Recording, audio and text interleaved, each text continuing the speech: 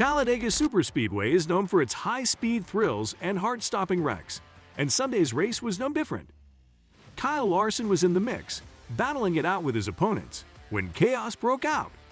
Larson's car spun out of control after a severe collision, smashing into the barrier with a terrible crunch. The crowd gasped as they watched the replay, and Larson was left fuming with anger. And who was at fault? One thing is certain: the consequences of this race will be felt for weeks to come. So fans, buckle up as we dive deep into today's video on NASCAR Zone. But before we dive into that, do subscribe to our channel and hit the like button.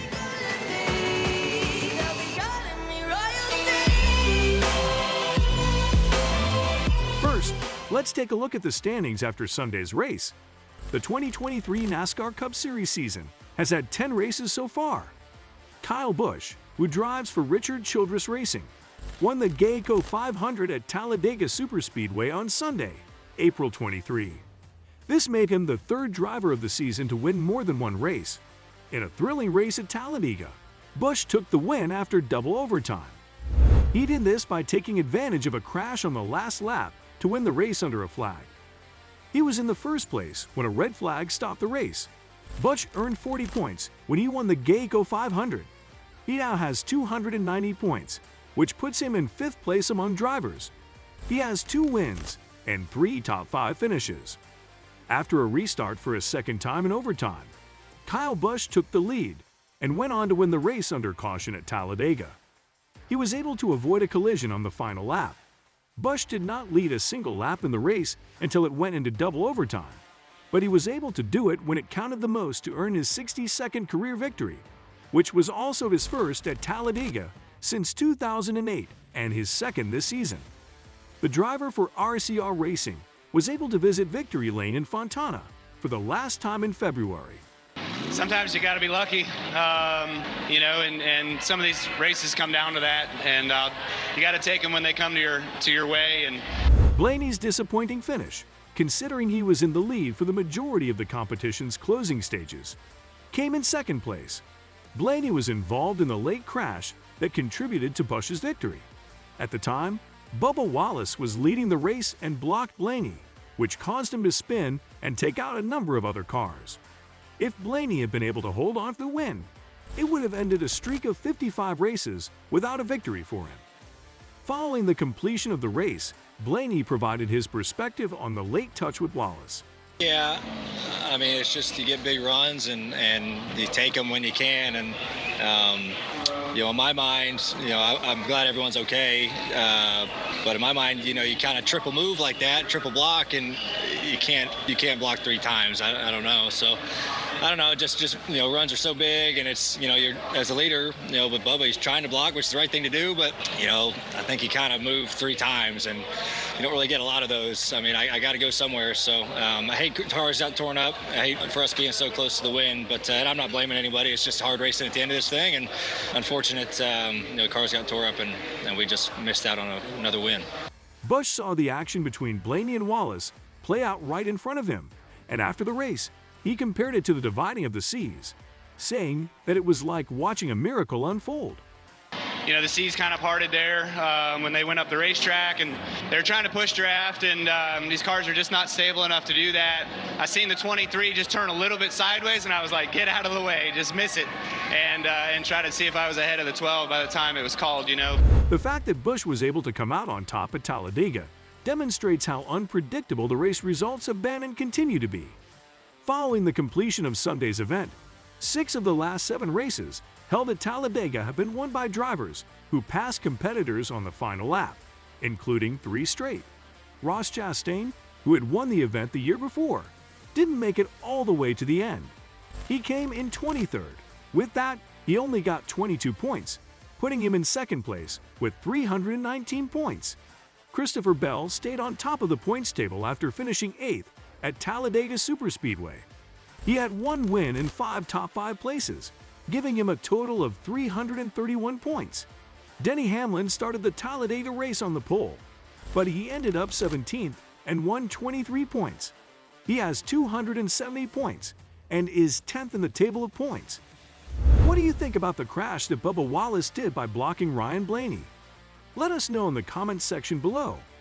Be sure to hit the bell button and subscribe to our channel to get the latest updates. But how did Ross Chastain and Noah Gragson's reckless driving cause Kyle Larson to crash hard at Talladega? As soon as the number 5 car limped toward the infield, it was clear that there was damage. Its outside was all messed up, and its insides were viewable through the passenger side door.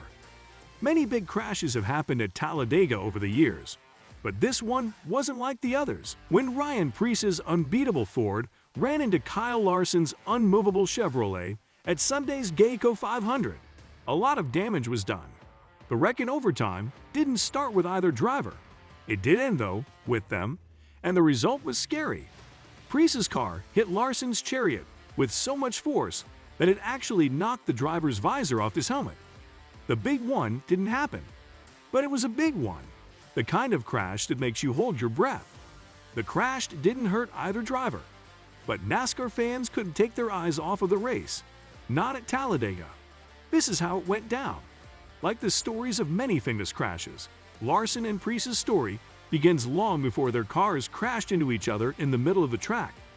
Instead, it began at the front of the field, where Ross Chastain of Trackhouse Racing and Noah Gragson, a young driver from Legacy Motor Club, was racing for the lead after a restart. Chastain is known for being tough, and Gragson was the right dance partner for him because he was also a driver who wasn't afraid to leave his mark on other cars when the situation called for it. Gragson was in second place, and he was probably thinking about winning his first Cup Series race. Chastain was in fourth place right behind him, and he had every plan of getting by the newcomer. What happened next could best be called fireworks.